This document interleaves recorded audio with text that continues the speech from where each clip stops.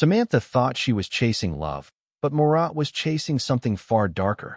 And by the time Emily realized her mother was in danger, it was almost too late to save her. Samantha had never planned to raise a child alone, but life had pushed her into that path. Years earlier, her partner had walked out, leaving her with nothing but a newborn baby and the weight of survival pressing down on her shoulders. From that moment on, she devoted herself entirely to Emily, her daughter, working endless shifts at a supermarket, scrubbing offices at night, and still trying to be there every morning when Emily left for school. It was a life without luxury, without freedom, and often without joy. But Samantha endured it because she believed her sacrifices would give Emily a better future. Yet, as Emily grew into her teenage years, Samantha felt something hollow inside herself, an emptiness that no amount of motherly devotion could fill. Nights became the hardest. After the exhaustion of work, the silence of her tiny apartment felt unbearable. She watched Emily spend more time with friends, scrolling through her phone, laughing at jokes she didn't understand. Samantha realized her daughter no longer needed her in the same way. That realization hurt more than she wanted to admit. She tried watching television, reading old magazines, anything to distract herself, but the loneliness was crushing. It was during one of those sleepless nights that she stumbled into online chat rooms. At first, it was innocent curiosity. The screen lit up with strangers from different countries, people who typed quick greetings and vanished just as quickly. But for Samantha, even these small interactions felt like warmth against the coldness of her days. She began spending hours online, sharing little pieces of her life, carefully leaving out the struggles that defined her reality. For the first time in years, someone was listening, even if it was a stranger hidden behind glowing words on a screen. One evening, as she scrolled through the endless stream of usernames, a new message appeared on her screen. The sender introduced himself as Murat, a businessman from Istanbul. His words were polite, charming, and surprisingly attentive. Unlike the brief exchanges she usually had online, Murat lingered, asking about her day, her favorite music, even the small details of her routine that no one else ever seemed to notice. He spoke with a confidence that made Samantha feel both curious and comforted. Over the days that followed, their conversations grew longer, stretching late into the night until she fell asleep with her phone still glowing beside her.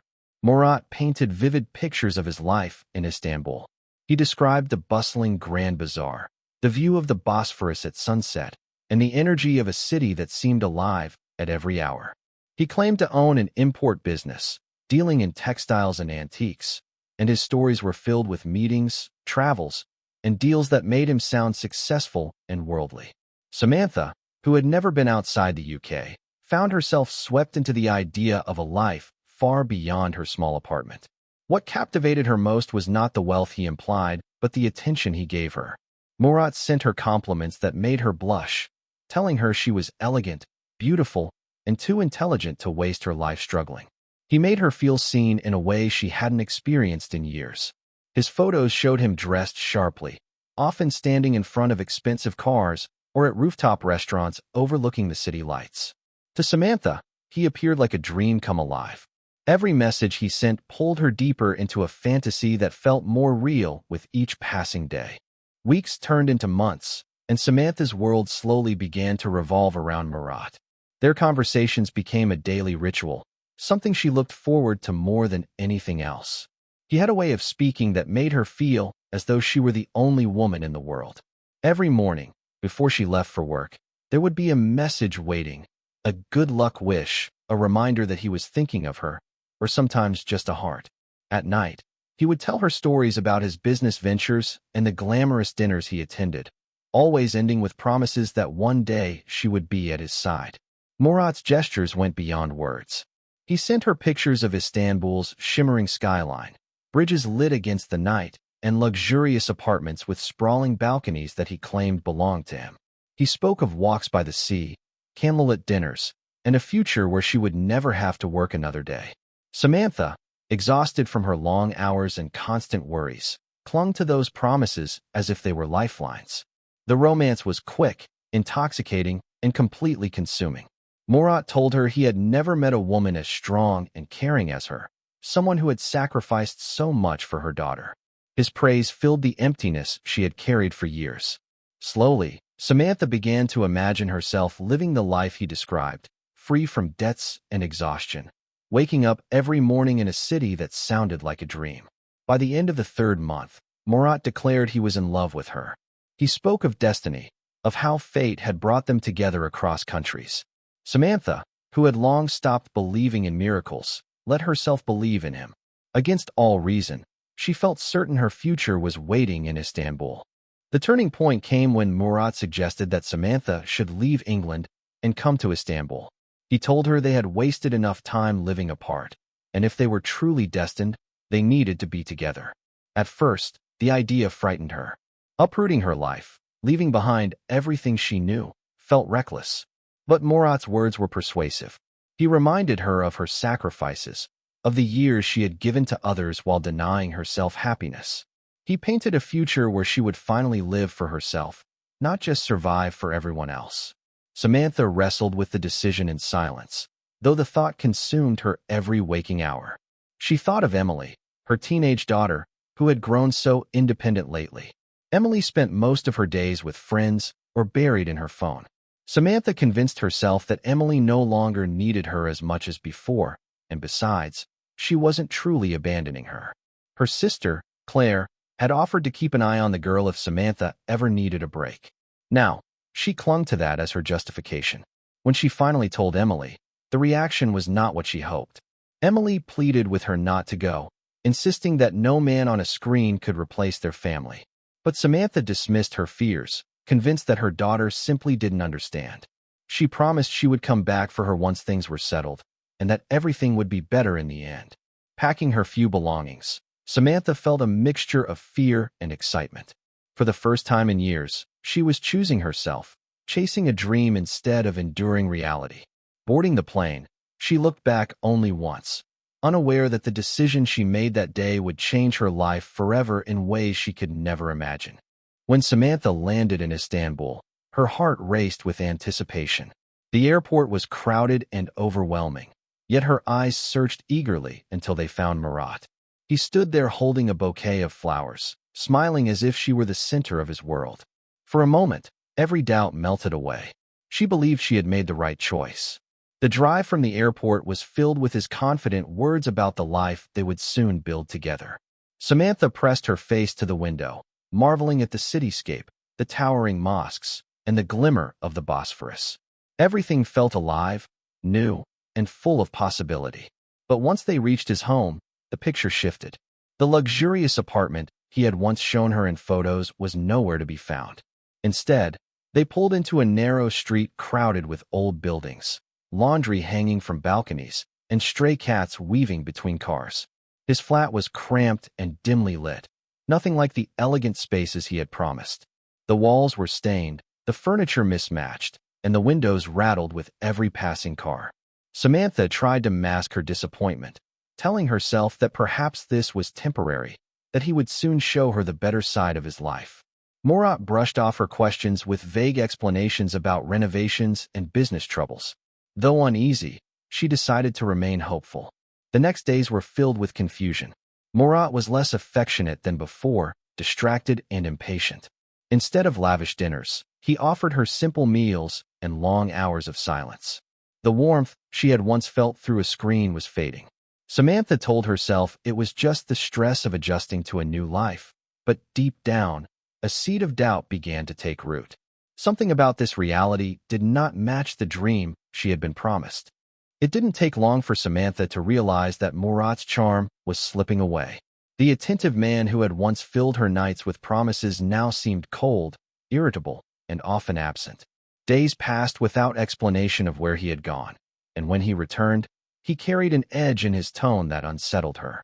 The final blow came when he took her passport, sliding it into a drawer and locking it without hesitation. He told her it was for safekeeping, but his firm tone left no room for argument. Panic stirred inside her, though she forced herself to believe it was temporary. As the weeks dragged on, the truth began to unravel. Murat was no successful businessman. Instead, he was drowning in debts and shady dealings. People came to the apartment at odd hours, men whose rough appearance made Samantha uneasy. Conversations were carried out in hurried whispers, followed by tense silences.